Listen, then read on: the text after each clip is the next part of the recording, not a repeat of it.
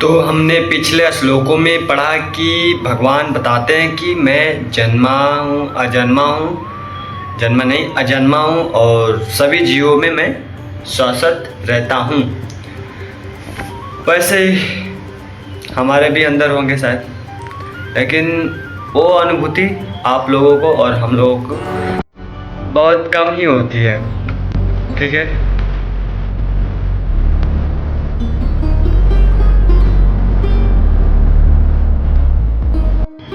राधे राधे जपा करो, कृष्ण नाम रस पिया करो। तो न्यू श्लोक में पढ़ना है तो और काम दिमाग ध्यान लगाना है।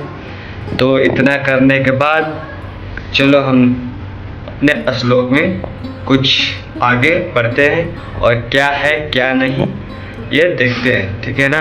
इतना तो फर्ज बनता ही है हमारा, डेली पढ़ने का श्लोक। ये बता रहा हूँ फर्ज, ये तुम्हारा फर्ज है, समझना चाहिए और पढ़ना भी चाहिए। ओके। राधे राधे बोलो। चलो तो हम आज श्लोक पढ़ेंगे 7 पढ़ेंगे ना, दिव्य ज्ञान का श्लोक 7। ओके तो स्टार्ट करते हैं, पढ़ते हैं। यदा यदा हि धर्मस्य ग्लानिर्भवति भारत अभ्युत्थानं धर्मस्य तदात्मनां सृजाम्यहम्। राधे राधे। चलो श्लोक समझते हैं। आज इस श्लोक में ना पता है बहुत दिनों के बाद, इस बचपन से ही मैं ये सुनते आ रहा था श्लोक, मतलब मेरे को नहीं पता था कि ये अध्याय 4 के श्लोक 7 में होगा। ये क्या बोलते हैं श्लोक क्या है, यदा यदा हि धर्मस्य ग्लानिर्भवति भारत। जैसे कि ये बहुत बचपन से ही मुझे ऐसे ही किसी के मुख से सुन लिया होगा और याद हो गया होगा, या कैलेंडर में लिखा हुआ आता था ना, तो ऐसे ही याद हो गया था। तो कोई चक्कर नहीं, इसका अर्थ भी आज जान जाएंगे क्या है, क्या मतलब भगवान बतलाए थे क्या नहीं। तब इसमें ये बताते हैं ना कि कृष्ण ये बोलते हैं कि जब भी और जहाँ भी धर्म का पतन होता है, समझ रहे हो ना, धर्म का पतन।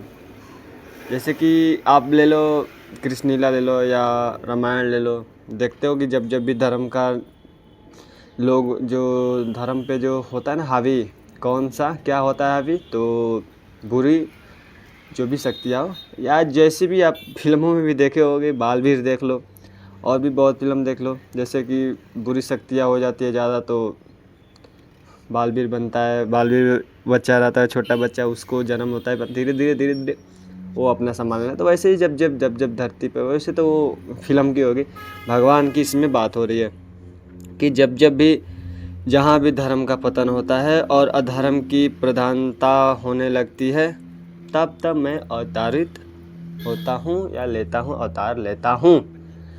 हाँ तो जैसे कि अभी अभी फिल्म आया था क्या, प्रहलाद वाला, ये पता है आप लोग, ये इसकी जो क्या बोलते हैं, ये विष्णु पुराण में है। जिसने भी देखा होगा विष्णु पुराण तो उसमें पता चल गया होगा कि हाँ विष्णु पुराण से ये फिल्म उठाकर बनाई। तो इसमें क्या होता है, जब प्रहलाद की जब उसके पिता ही उसको सोचते हैं कि भगवान का नाम न ले, बस मेरा नाम ले और मैं ही हूँ भगवान जो भी हो, तो उसको बहुत भगवान के भक्त को परेशान करेगा तो उसका तो निश्चित ही मृत्यु होगी होगी। तो और उसके बाद हम क्यों किसी का परेशान करें। तो वैसे ही है, जब जब जब जब धर्म का हानि होता है तब तब समझ लो भगवान अवतरित होते हैं।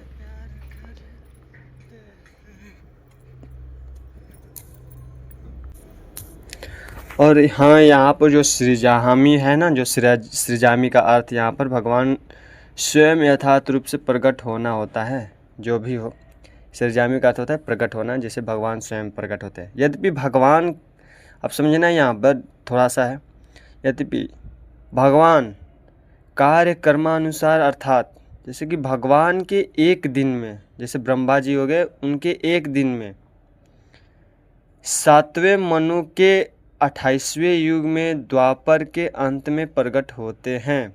मनु प्रकट होते हैं, जो ब्रह्मा के एक दिन में 7वें मनु के 28वें युग के द्वापर के अंत में प्रकट होते हैं। तो समझ लो कितना यार भगवान पीछे की बातें बता रहे हैं, किंतु वे इस नियम का पालन के लिए बाध्य नहीं होते। कौन सा नियम?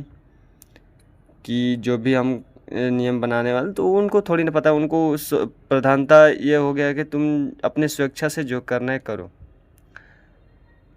जब भी अधर्म की प्रधानता, जैसे कि अपनी स्वेच्छा से स्वतंत्र से जो भी करना है, अतः फिर भी अगर धीरे धीरे अधर्म की प्रधानता तथा धर्म का लोप होने लगता है तो स्वेच्छा से प्रकट होते हैं कौन?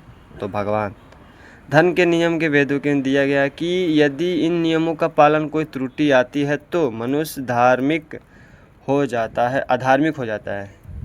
जैसे इन नियमों को जो पालन नहीं करता है वो अधार्मिक होता है। इसलिए मैं बोलता हूँ भागवत गीता में अपना मन लगाओ और पढ़ते रहो, ना कि अय्यासी के चक्कर में रहो। अय्यासी तो करते रहना, जब मरने के बाद होगा तो पता चलता है।